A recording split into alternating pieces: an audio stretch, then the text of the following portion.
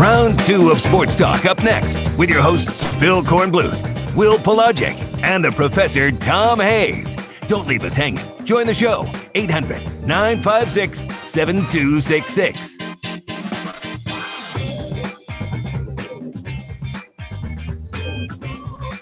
Okay, we're back. Sports Talk, South Carolina Radio Network on a lovely Wednesday evening. Thank you for joining us wherever you are dialed in. Phil Kornbluth, Will Pelagic from our studios in downtown Columbia. Let's welcome into the program someone no stranger to the state of South Carolina, no stranger to me, having covered his recruiting back in the day out of Denmark Oler High School, and now the new head coach at Upstate.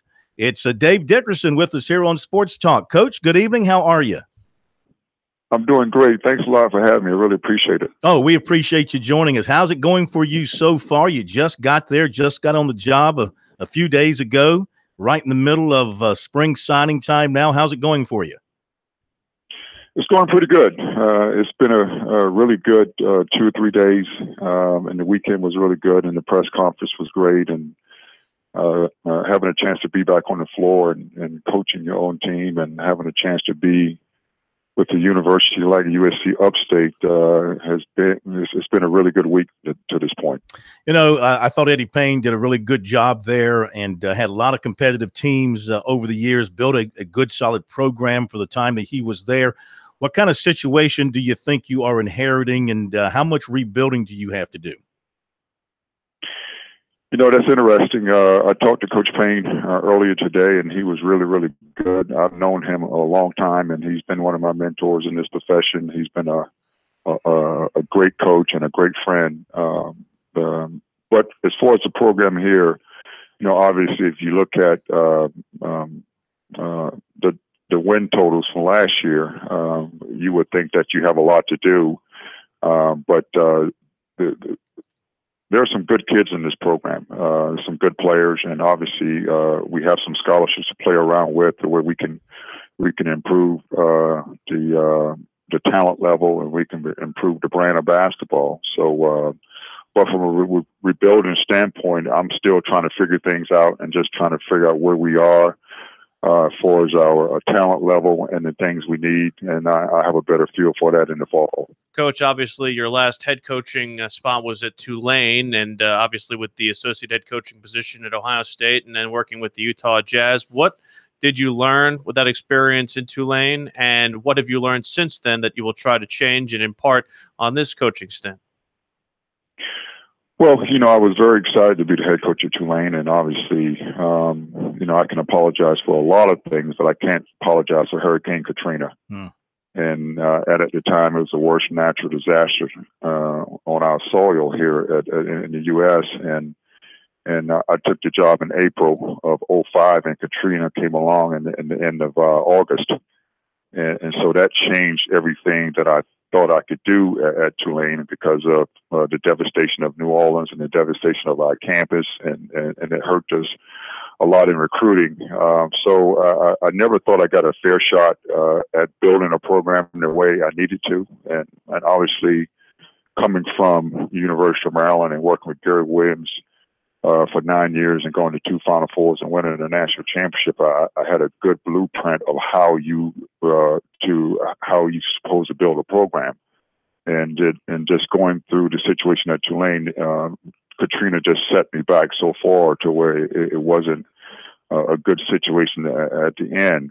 But having a chance to be with Thad Matta at Ohio State, and then this past year was probably one of the best professional years I've had, because I had a chance to get away from the game and get a chance to study other people and to be in the NBA. And so I think I would bring more of a mature coach and a coach that's better suited to be more well-rounded on both sides of the basketball, and hopefully that'll be a big benefit to USC Upstate. Talking with Dave Dickerson, coach at USC Upstate, and situation there, they're going through a transition with the athletics director. They have an interim AD right now, so you were hired by somebody who's not going to be your boss there long term. So what kind of situation have they spelled out for you to give you that security, the feeling of security that you don't have to worry about, some guy coming in and who knows how you might like the guy or not like the guy? Well, Jeff Crane has been our interim AD, and you guys are familiar with him from being in Columbia at USC there, and Jeff did an unbelievable job, and he's a great guy, and I've gotten to know him for the last 2 weeks, and it's been unbelievable. And matter of fact, we're trying to keep him here to be our permanent AD. Sure.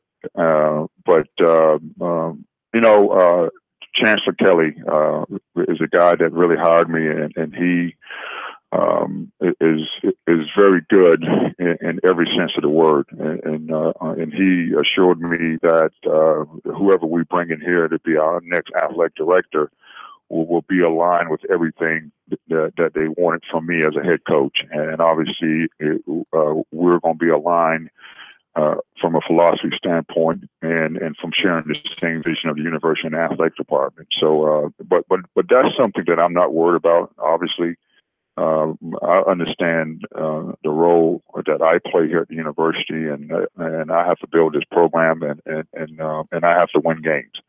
And so, and if I'm able to do that and get given a fair shot to do it, then the rest will take care of itself. One of your first big major assistant jobs was at your alma mater with Maryland, and you got a chance to work under Gary Williams, a Hall of Famer in every right, win a national championship. What did that experience mean to you, and what has the relationship with Coach meant to you? Well, it has changed from being a mentor now to being a friend. Coach Williams has been one of my biggest friends, one of my longest lasting friends in this profession, and he's mentored me for 9 years in Maryland, and then obviously he showed me what it meant to have a system and have a belief, a strong belief on how you play and how you run a program, and those things have rubbed off on me in the past 15 years. But just to have a Hall of Fame coach on your resume, being the fact that, you know, I worked with one, and obviously now that Coach Rizzo has been elected into the Hall of Fame, I played for a Hall of Fame coach at the University of Maryland, and I've coached with a Hall of Fame coach at the University of Maryland. So that makes me proud of the fact that I've made some good decisions. Yeah, speaking of Coach Trezell, I know he's getting up there in age. I'm not sure how the health is. Are you in touch with him at all? Do y'all correspond about things related to basketball and about life? Yep. I talked to him beginning of the week, and matter of fact, he called and yelled at me then. And so but no, he's his health is not great, but his mind is unbelievable and still sharp. And I talk to him probably once a month, and you know, he's been a big influence on my life as a student athlete, and I enjoyed playing for him in that 1 year, and I also enjoyed working for him at James Madison as well. And it makes my heart tickle to see him finally getting the accolades that he deserved. Yeah, absolutely. Your relationship with Frank Martin, you know, it's I think well known around here. It's been publicized that maybe once, twice he tried to hire you at South Carolina. You opted to stay at Ohio State. Is it going to be kind of well, you won't be competing head to head, but it's going to be kind of funny for you to be in the same state with Frank, but just not at the USC? Well, you know, it's probably one of my worst mistakes I ever made by not coming to work at the University of South Carolina. I had two sisters to graduate from that school, and that school has been good to our family. But I guess I'm entitled to a few mistakes in my coaching career. But, you know, Frank has been a friend for a long time. You know, I had a privilege to see him be a high school coach, and he coached Steve Blake. And, you know, Steve Blake, to this point, has been the most influential kid that I've ever recruited and coached. He brought what he did for Frank down at Miami Senior to the University of Maryland, and he brought in that winning credibility and that winning. Dave, let me jump in real quick. We got a hard break, and we'll come right back to you. Okay. Okay. Mm-hmm. We'll be right back with Dave Dickerson.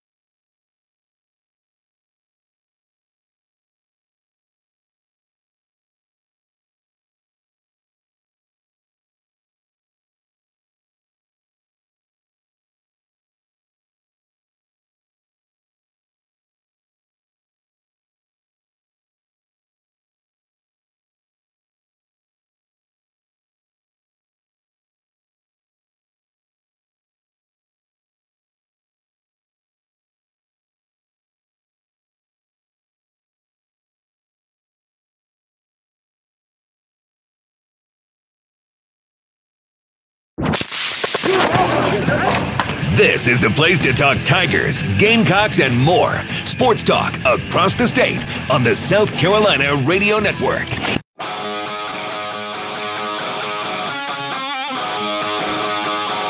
Okay, we're back. Sports Talk, South Carolina Radio Network, visiting with USC Upstate coach Dave Dickerson. By the way, before we get back to your comments about Frank Martin, I know you've referred to it as USC Upstate. Sometimes I call it Upstate, USC Upstate. How are you going to present the program, as Upstate or USC Upstate? Well, I think it's best for this radio show for me to do it as far as Upstate is concerned. And but I'm still learning these things, and hopefully I'll have it down.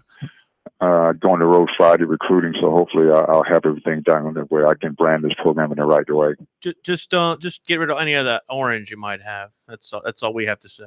As far as that goes. I definitely will. Now back to Frank, and you were talking about your relationship with him, and we hit the break, and he had tried to hire you a couple of times. You called it a big mistake not accepting. How close did you come once or twice to joining Frank at South Carolina? It was very close, and obviously it was a tough decision, and it had to do with a lot of a family situation that was occurred. But Frank is a great coach, and he's a great friend. And we've been friends for a long time, and like I said, I recruited Steve Blake from Miami Senior, and the friendship started there back in '99, and so he's been a great friend of mine for a long time, and hopefully I can do what he's done at Upstate, what he's done at South Carolina for the Gamecocks. Do you want to play him? You think you'll schedule him down the road? I don't know. I mean, we're definitely looking at that, and it would be a great game to play against the University of South Carolina and Columbia, and it'd be even better if Frank will bring his team here to Spartanburg. But it'd be a great situation, and obviously, it'd be something that I would love to look into. Yeah, I can't talk to you without going back to your high school days at Denmark Olar, when you were lighting the place up and one of the best players in the country. You ended up going to Maryland. I remember your performance and playing in the North-South game at the Coliseum, and Lefty was there, and you walking out with him and ending up signing with the Terps. What was it? I mean, you were the focal point of a heated recruiting battle back then. What carried the day for Lefty and Maryland for you at that time versus staying in state and going to South Carolina or Clemson? Well, it was a crazy situation back then, and obviously I don't remember. It's been so long. But having a chance to play for Coach Giselle and having a chance to play at in the ACC was all pluses back then. But it was one of those things where I would have been very, very happy playing at South Carolina as well, because South Carolina has always been close to my heart, and now that I'm back in the States and having a chance to coach and lead a program in the state of South Carolina, and it's been a dream come true. Yeah. So, I mean, are you the best to come out of Denmark Olar, or that other guy could fill it up, Larry Davis? No, Larry Davis is definitely the best player that has played down there, and obviously, I was just happy to be thought of in his breath, and but there are some other good players that come out of there well as well. Yeah. Do you keep in touch? Players like yeah. Oh yeah, I talk to Coach Nimmers a lot. Matter of fact, he's a call that I got to return tonight. Mm-hmm. And he's been the most consistent person in my life and the most important person in my life for a very, very long time. And I'm glad I get a chance for him to come to my practices and see me run a program. Yeah. How about Larry? Do y'all keep in touch? Oh yes, definitely. I had a unique opportunity to be at Larry Hall of Fame induction last year. I mean, during the fall. Mm-hmm. And I was in town visiting my family and had a chance to come up to the Hall of Fame induction. Coach Nimmers and myself was there, and to see Larry get rewarded to be in the South Carolina Hall of Fame was a big deal. And so, but Larry's been a good friend of mine. Yeah. So where do you go with your staff at this point? Have you hired any assistants? How far along are you in building your staff? Well, that's one of the focal points of this week, and hopefully we can get that done at some point this week. I got an idea of some guys that I'm thinking about, and hopefully we can get them through the system, and hopefully you get somebody hired in here in the next couple of days. But that's an ongoing process, and obviously I have some good people in mind and some good people to choose from, and obviously we want the very, very best for the student athletes here at Upstate and for the university. Well, you're coming into the state at a good time because the 2019 basketball class in the state of South Carolina is just brimming with talent. So how hard will you recruit the state of South Carolina, and then where else will be your recruiting strengths? Well, we got to do a good job in the state of South Carolina, and obviously there's a lot of players in South Carolina that's under recruited and overlooked, and so we got to do a good job of making sure that we can get those guys. And so my goal is to try and do a great job within 5 hours of the university, and if we can do a great job in South Carolina, obviously in Georgia, North Carolina, and stay within that perimeter of 5 hours, I think we'll have a chance to build some good recruiting class and some really good teams here. Well, I'll tell you, your name's going to go a long way in helping get that thing jump-started again, and we thank you for being with us tonight. We look forward to watching your progress and building the program, and we wish you the best of luck. Well, guys, I really appreciate it, and hopefully you can have it back on sometime soon. Oh, definitely we will, and hopefully we'll cross paths and see you somewhere out around the States. I'd love to. Thank you, Dave. Okay, looking forward to it. Thank you. Bye-bye. Dave Dickerson. I wouldn't hold my breath for that return engagement up in Spartanburg, but you know, Frank has gone to Spartanburg before with Watford. So that was a new building. I know. I don't think Upstate. I'm not sure. They used to play at the Hodge Center back in the day. It's been so long since I've been on that campus. I don't know what their facility is now, but if they get a nice facility going and they're opening it up, and I'm sure Frank might venture up there. Well, the one thing that Frank has always said, and this I think he needs to be credited in, the fact that South Carolina, he feels that he likes to kind of carry the torch for basketball in the state with his position at USC, and a lot of that includes including some of the in-state schools, keeping some of the money for a lot of these guarantee games inside the state, and I think that USC Upstate could be one of the games that they maybe look at for the non-con. All right. Thanks to Dave Dickerson. He was great, and interesting comments about his feelings toward USC and towards Frank Martin, and how tough it was for him not to take the job there. And in retrospect, a decision he wished he had made differently, but you live and you learn, and things have turned out well. Wasn't it a bad staff situation with Ohio State? It wasn't like he was in, East Jesus. I mean, No, but I think he was going to, I think Frank was going to pay him well and give him a nice title, that sort of thing. And just didn't, he mentioned some family things that just weren't right for him to make the move at that particular time. Hey, let me wrap up the recruiting because I had a couple of other notes I wanted to mention before we got to Coach Dickerson. So let me just wrap up with these last couple of notes here. USC and Clemson are in the top 9. Is that small enough for you? Don't write them all. With linebacker Kalen DeLoach of Savannah. Don't read them all. The others are Tennessee, Alabama, Michigan, Texas A&M, Auburn, Florida State, and LSU. Wasn't too bad. Spring Valley defensive back Jalen Geiger, offered by Rutgers. 2020 defensive back Christian Miller, another Christian Miller of Hilton Head, was offered by South Florida. No relation. No. I don't think so. And that's it. Those are the other notes I wanted to get out there. The two players, Jermaine Couznard and Alonzo Frank, signed with USC Let me today. be frank. His name is Frank. Yes.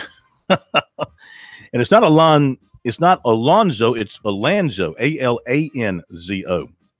So anyway, those look like two good pickups. Now, South Carolina's got TJ Moss visiting officially this weekend. And then, as we mentioned earlier, 6'3" combo guard Devonto Bandu of Hutchinson JC in Kansas expected to visit. So they're looking at a couple of more guards. From conversations with his dad, I think South Carolina's got a really good shot with TJ Moss this weekend, perhaps locking that down. They need bodies.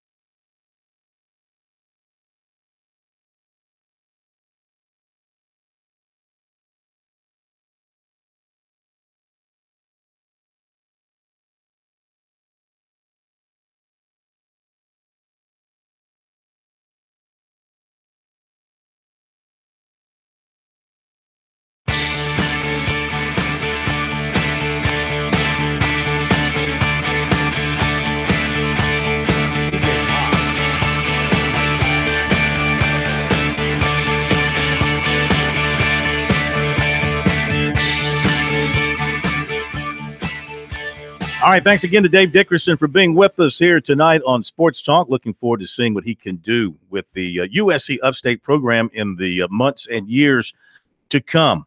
To Clemson football. Now, the Tigers technically wrapping up spring practice in terms of the practices today. They'll have the orange and white spring game on Saturday. 2:30 is the kickoff time. They're going to split the teams up and have of a balanced sort of thing, not just offense against defense. They're going to have ones on one side, ones on the other side, and ones going against ones and things of that nature. They'll split up the quarterbacks and treat it kind of like a game in some ways, but not completely like a game. Yeah, the way it's going to look, Jeff Scott and Tony Elliott are going to call plays on one team. Brandon Streeter will serve as the offensive coordinator of the other. Brett Venables will call defenses for both sides. And the quarterbacks, as you mentioned, will be split up. Hunter Johnson and Trevor Lawrence are going to be on the same team. Kelly Bryant and Chase Bryce are going to be on the other side. Tony Elliott spoke to the media just a couple of minutes ago after getting off the practice field and talked about the dynamic that they're going to create in Death Valley on Saturday. Such a popular sport, and with the way recruiting has exploded, I think a lot of people want to get their eyes on the guys that are coming to school early, and then just get an idea of what their team's going to look like as they prepare for the fall. Every Clemson fan that I've talked to in the past month or so that says they're coming to the spring game, I say, why are you going? We want to see Trevor Lawrence. Is it because of his height? Is it because they want to see the new kid on the block, or all the above? Well, the backup quarterback is always the most popular guy on campus. But I think with what he was able to accomplish, as a high school player, just the winning, how he puts his team on his back, and obviously with the recruiting and how he's lived up to that and all the other settings, I think everybody just wants to see for their own eyes just how good this young man is. How did you guys split up the quarterbacks?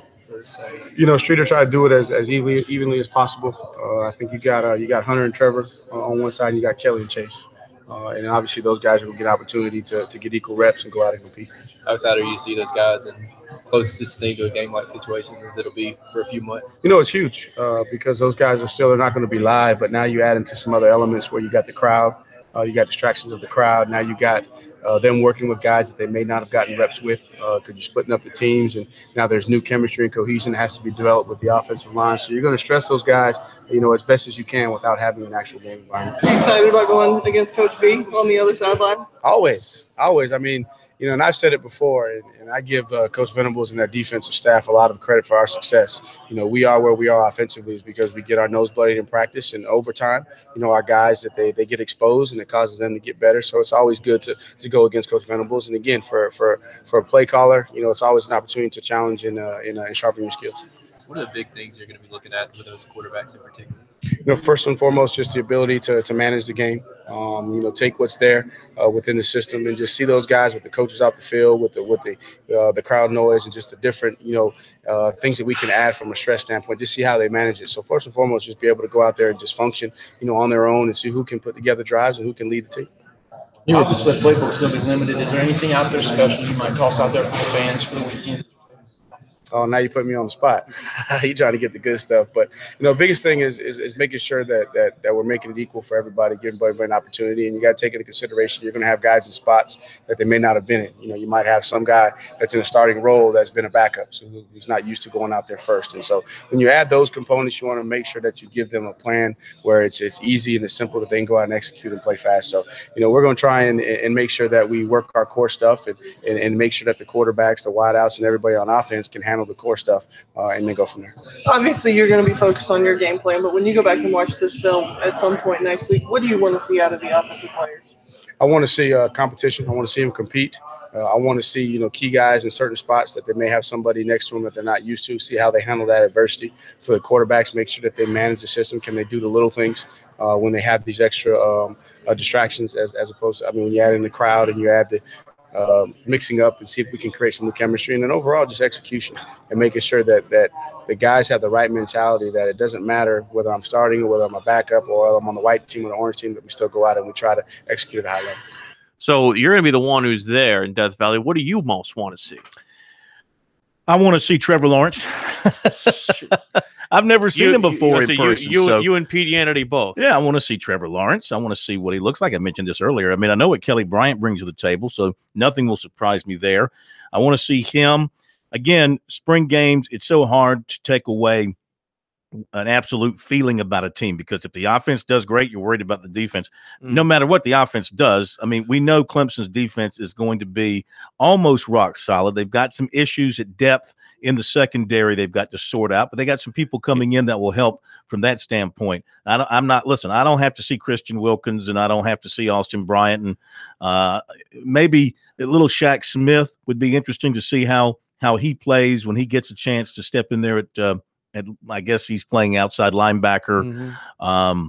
I hear a lot about the Jordan Williams, who they moved inside, and how well he has played. That'll be interesting to see. Kevon Wallace is one that I'm looking at too, just because he's kind of bounced around between corner and safety, and with them kind of not necessarily. I don't want to say they don't have the depth that they have at corner, but losing Ryan Carter was huge, and they need somebody who can kind of step into his place. I want to see Lawrence against the ones. I don't want to have that situation where they're playing against, walk-ons and, he's there. I want to see him up against the ones, for the first time, just to kind of, get his feet wet and kind of get the juices flowing. And, you mentioned the fact that it's hard to evaluate because if the offense does well, the defense does poorly, you can't evaluate it evenly. God forbid they play somebody else in the spring. Oh, wait, no, I'm willing to die on that hill. You realize that. Well, I want to see the other quarterbacks too. I want to see Hunter Johnson get some extended time. I want to see Chase Bryce as well. Yeah. I want to see Kelly Bryant too, just to see how he might be a different quarterback than what he was last January, the last time we saw him in action. So with them not being live, we might not be able to see much of that because probably isn't running as much. Right. There's plenty of things to look forward to at the spring game. So the main thing is you don't want to see anybody get hurt. You want to come out of it, 100%. And get the mind right for the off-season workouts in the rest of spring and summer, and then get ready to go the 1st of August with the real stuff. Get ready for that opening game against Furman. And I think too, where I think it's interesting, a lot of the guys who Clemson brought in at the mid-year enrollees are very, very good, but there are some of those guys that are coming in the fall that you want to see, like Lynn J. Dixon, and that's kind of where I'm looking almost to kind of really whet my appetite with what the Tigers can be, because I think he's somebody who could probably be a big contributor as well. I don't know. Adam Choice is a good third back. If Dixon plays, I mean, that's an indictment on the 3 guys ahead of him. He should be. Well, think about what ETN did last year, coming kind of out of nowhere. Yeah, but they didn't have. He had the opportunity. Dixon shouldn't have the opportunity. You could argue they had C.J. Fuller and Tavian Feaster and Adam Choice in front of him last year. He was the 4th running back coming out of full prep, which is an indictment, really, of C.J. Fuller and Choice not stepping up and playing to the level that was expected of them. The other 2, and even Feaster for that matter, we have yet to see the Feaster we saw as a junior in particular at Spartanburg High School. We have yet to see that guy, and maybe we never will at Clemson. ETN was great as a freshman. Now, oftentimes, a great freshman year leads to the sophomore slump. Yeah. Now, and maybe Dixon will be a guy that will get that opportunity. All I'm saying is, if he gets the opportunity and he emerges, then that does mean the veterans ahead of him didn't do the job. It's as simple as that. So, I don't expect to see Lynn J. Dixon play this year, barring injury to the guys ahead of him. So, all right, let's update some baseball around the state and around ACC and SEC, whatever baseball there is going on. Charleston and the Citadel. Well, they had I know it was 1-1 at a little while ago. I haven't seen an update. My scoreboard here hasn't updated. That's disappointing. So we'll just tell you, Charleston and Citadel, last I saw, 1-1. Radford and Virginia, 1-1, top of the 2nd. And Georgia Tech, Georgia State, 2-0, top of the 2nd. I know that game's moved on. My scoreboard hasn't updated for some reason. So I'm just going to have to reboot it here and bring it up to date and try and do better next time around. Panthers preseason schedule: at Buffalo, home Miami, home New England, at Pittsburgh. Home New England. They'll be facing Hayden Hurst in that game. If he goes there. I think he is. New Orleans or New England. The Patriot one is interesting because it's that dress rehearsal game, that 3rd game. It'll be big competition.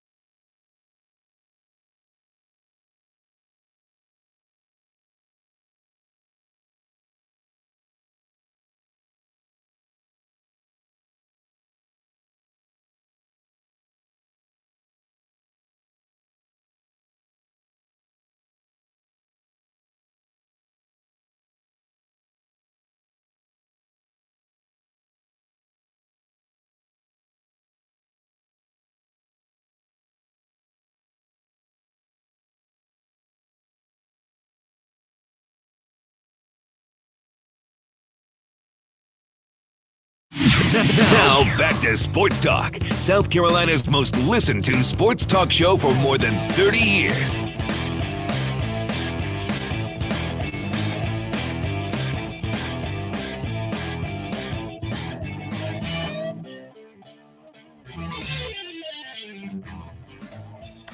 All right, we're back with you, Sports Talk South Carolina Radio Network, and my stupid scoreboard has not updated yet, so I'm going to have to try something else here to get an update on Charleston and the Citadel. Have you seen anything? Charleston Citadel? I'll get it. I'm asking you, big guy. You're asking me? You don't have it? Charleston Southern and Citadel, you said? College of Charleston? College of Charleston. College of Charleston and the Citadel. It was 1-1 last time I saw it pop up on Twitter. Anyway, while you do that, let's listen to Monty Lee and Mark Kingston from last night's game. We'll begin with the Gamecocks. Mark Kingston gets a win down in Charleston over the Citadel. Big win, 12-1. Gamecocks bring out the bats, got some quality pitching as well. And it was, from Kingston's standpoint, it sounded good to him to hear those bats cracking some big hits and scoring some runs. Well, obviously, looking at the weekend rotation, we're thinking maybe there's an adjustment or two we can make in there. So we were trying to decide if we move Logan off of Tuesday night, who do we put in there? We thought Carmen was the guy we wanted to give a look at. He's had good stuff all year, but he hasn't quite taken that next step to be a guy. So we figured we'd look at him as a starter, and he was outstanding through with command, through both his pitches, his fastball slider, through strikes, at will. He was really good tonight. So very pleased with that development. Maybe. You just never know. When you have freshmen, you don't know. Some guys get too jacked up coming out of the bullpen in big situations. Some guys are more comfortable where they can pace themselves a little bit as a starter. Maybe he's that kind of guy. That's why you need to try these things so you find out. What can a game like that do for his confidence moving forward? I think it can do a lot for a freshman's confidence, especially. He's been a little bit up and down this year, so to go out there and throw 5 innings against a team that we had lost the game to earlier in the year, I hope that does a tremendous amount for his confidence. There's been a lot of offensive games where you put up runs at a premium, but then others where you don't. How do you kind of get some consistency? That's a good question. I mean, you got to keep working. You got to keep just going at every pitch, at every at bat, the same way. And it's funny, sometimes we get hot and can't stop us, and other days not so much. So just need to keep working and staying positive and pushing forward. What do you think? You said earlier, it's good to get a win over a team you lost earlier. The first trip to Charleston, what are your impressions and this series and everything? Well, it's such a great town. I mean, I've been to this town before, so love the town.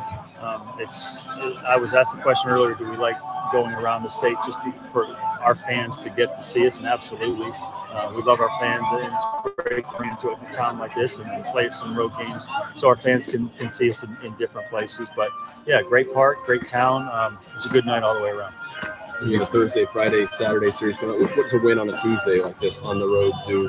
Well, I don't think it necessarily helps you win on Thursday, Friday, Saturday, but it's good to see your team play well and you just try to build on it. You want the guys' confidence to grow. Every time you play well, you get a little bit more confidence. And I say it all the time, momentum is your next starting pitcher. When you get good starting pitching, you tend to play well. So Carmen didn't walk. I think he had 1 walk tonight. So when our pitchers do that, then it seems like our offense really relaxes and is able to do some good things. All right, Mark Kingston from Gamecock Central and other reporters talking to him after the game last night. Obviously not talking about his offense.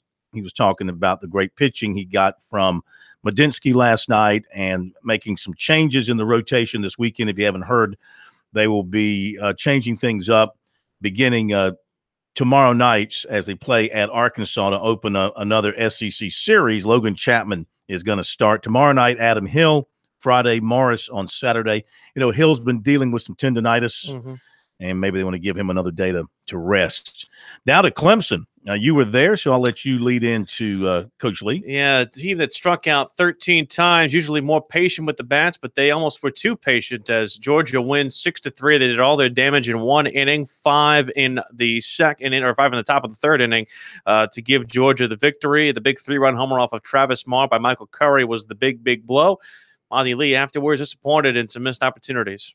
Well, Georgia was the better team tonight, that's for sure. We started off fairly well. We had the big inning there, 2 home runs in the 3rd, and then they answered right back We had a couple walks, they had a couple hits, and they hit the big 3-run homer to make it 5-3. And then we just could not find a way to, really put together enough good at bats to get us back in the ball game. We had a couple opportunities, but not very many, because I felt like they did such a good job out of the bullpen matching up righty and lefty. Their bullpen was very, very good. We didn't play a great baseball game by any means. We made some mistakes. Pitching wise, we were okay. A couple guys threw the ball well. I felt like Marr was okay tonight. Miller was really good, and it was great to see Owen Griffith get in there and throw well, here near his hometown. But overall, I'd like to see us be a little more competitive with our at-bats. We took a lot of strikes tonight, and we're hitting in a lot of 2-strike counts. And it's very difficult to hit in 2-strike counts when you're facing really good arms like Georgia has. So, got to be more competitive at the plate. And, overall, they just outplayed us. They were the better team tonight. And hopefully we can learn from some of our mistakes. But they deserve the credit. They were the better team. Free passes are a big thing for you. And tonight, that you guys give up 7 walks tonight. How big was that in a game like this? Well, if you just look at the big inning where we gave up 5 runs, and that was the ball game right there, I think we had 2 or 3 in that inning. So, you're going to get beat when you're playing good teams if you give them the free 90. And, on the other hand, we didn't have very many free 90s because their pitching staff did a good job of getting ahead of us. They did a much better job tonight of getting to strike 1. We had, I don't know how many 0-2 counts on their hitters, and I think we struck out 12 or 13 as a pitching staff. So we did some good things, but we had a lot of deep counts, a lot of 0-2s turned into 3-2s. They had several walks that were 0-2 counts. We just got to do a better job of finishing guys off when we get to 2 strikes, and I thought they did a really good job of that. They got to strike 1. We were hitting in 2-strike counts all night long, and, when you're facing a good pitching staff, it's going to be tough to beat them if you're constantly in defensive mode hitting with 2 strikes. Your approach is so dictated on, being patient and drawing walks. How difficult is it for those players to adjust when they are seeing all those strikes? Well, discipline is all about swinging at strikes. It's not about taking pitches. It's about swinging at strikes. And we try to do a good job. We try. It wasn't the case tonight, so we got to do a better job of coaching our players. But, we try to sit on certain pitches and certain counts, and when we get it, try to hit it. And I just felt like tonight we had some good pitches to hit, or we had some strikes to hit that we took. But you got to give them credit. A lot of those strikes that they threw were down in the zone at the knees. They did a really good job of locating down. They did a good job of throwing a lot of first pitch, all-speed pitches, and then we come with a fastball right after that. So they did a good job of mixing up what they were doing, hitter by hitter, first, second, third time through the order. You just got to give their pitching coach a lot of credit. I thought he did an outstanding job of calling the game, and they did an outstanding job of executing pitches tonight. All right, Monty Lee, the Tigers back home to host Miami for 3 over the weekend, though they might play 2 on Saturday because of the threat of rain on Sunday. And this is hard to believe. This will be Clemson's next to last home ACC series. They've only got Florida State the first weekend in May, and that's it for home ACC games. They have to go to Wake Forest, they have to go to Virginia, and they have to go to Pittsburgh. Yeah. That's it. I mean, the season is flying by. None of those seem like very nice trips. No, and they are all very I mean, the Tigers they're winnable, but strength of schedule here, except for Florida State. I mean, Wake is have to check the record. I don't think they're going great. Virginia's struggling this year, and Pittsburgh is terrible, as we know. I mean, Clemson's got a chance to load up with some W's here. Yeah, but they've missed a big RPI chance last night. They're going to get another chance at Georgia midweek next Tuesday in their building, so they can at least, if they can get a halve there and make that happen, that's something that obviously could be to their advantage. Yeah, Florida State 6 in the RPI, Clemson's 5, Wake Forest is 133, Miami is 77 in the RPI, Pittsburgh is 80, Virginia 123. They're really having an off year. So a lot of wins available on that Clemson League schedule down the stretch in those midweek games as well. Hey, that'll do it. Enjoy Harbortown, you lucky dog. Thank you, sir. Thank you, Brian. Full coverage of the RBC Heritage tomorrow night here on Sports Talk and much more. We'll see you then.